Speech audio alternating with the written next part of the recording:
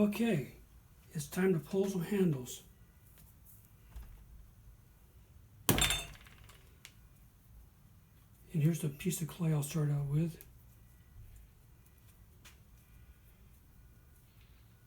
This is more than I need.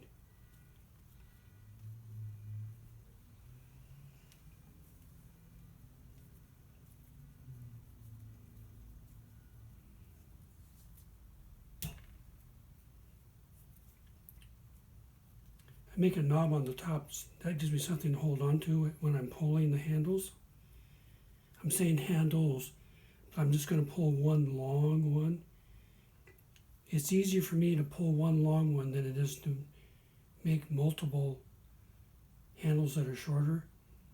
For the one long one, I'll cut it in half and I'll use it for a couple of mugs. I say mugs.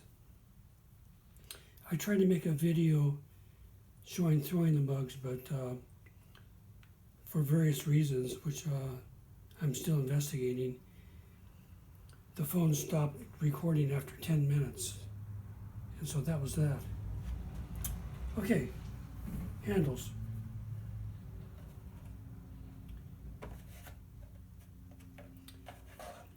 Handles are one time it's okay to use a lot of water.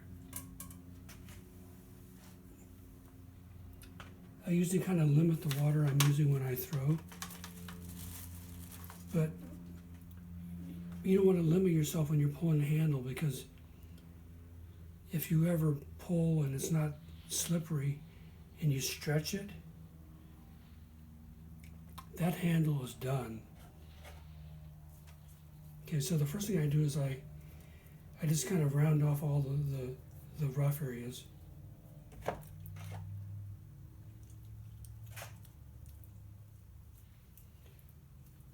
I just make kind of a round, still a lot more than I need.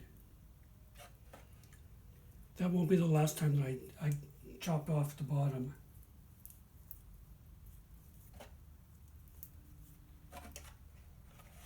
You can see already that it's gotten longer and it's now smooth. And I'm just making the shape that I'm using with my hand. And it's very slippery, so it slides.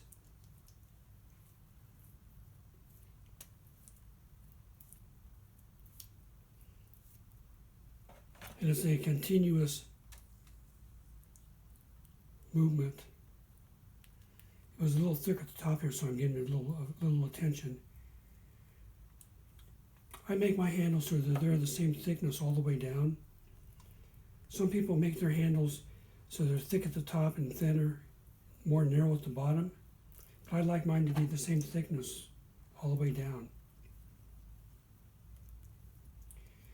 And so what I do is I keep doing this. You see, I'm turning the clay so I'm not favoring one side. So I just keep doing this here. That's more than I need still.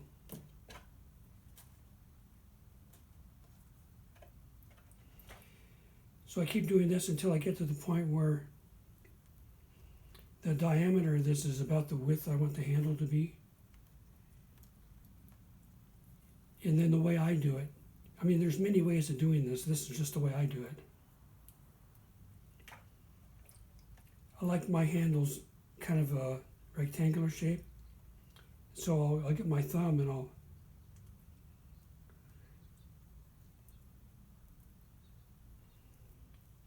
do this on both sides.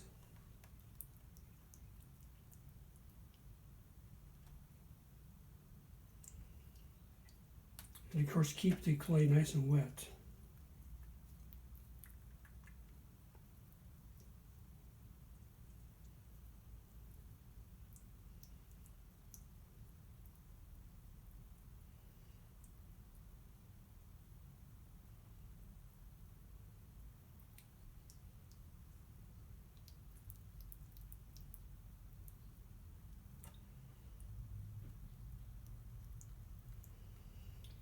So I just have the shape and I let my hand slide down, and I maintain this size.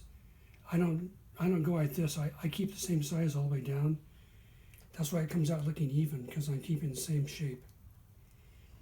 And if it gets too long, I just pull up like that. You see, this is longer than you'll normally see.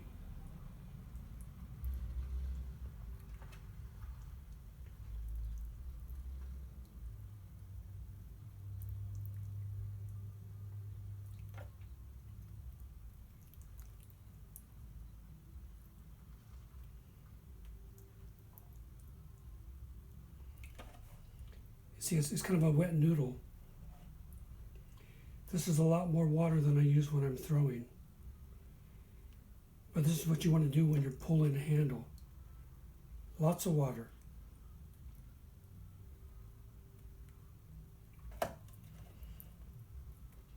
The handles I need for my mugs, I usually start with about 8 inches.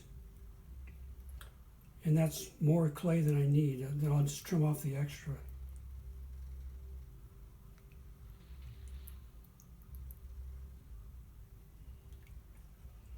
I think I'll make them just a little bit thinner.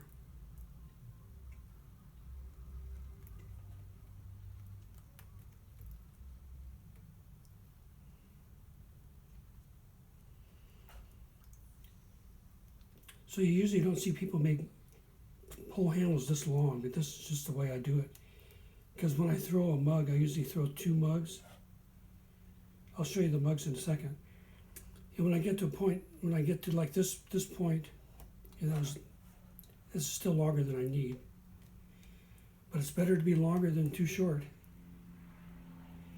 Just like when you're throwing, it's good to have too much clay as opposed to not enough. You can always trim it off the top. Anyhow, what I do is I put this on the side of the wheel and I just let it hang. And it doesn't dry out, but it will firm up. And I usually make the handles first. So by the time I get done trimming the mug bases, here's the mug bases. I made these yesterday. They look close enough that they belong together. They're still fairly wet. I'll trim them pretty soon.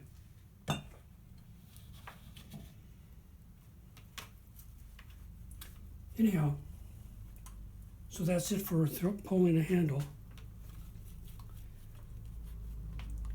It's very easy once you get the hang of it. You just need to be continuous and keep it wet. And I had this knob at the top, so I'm pulling with I pull with my left hand, and I turn it back and forth with my right hand, or that's when I'm making it rectangular. Because it's time to stop this video before it gets too long. There we go.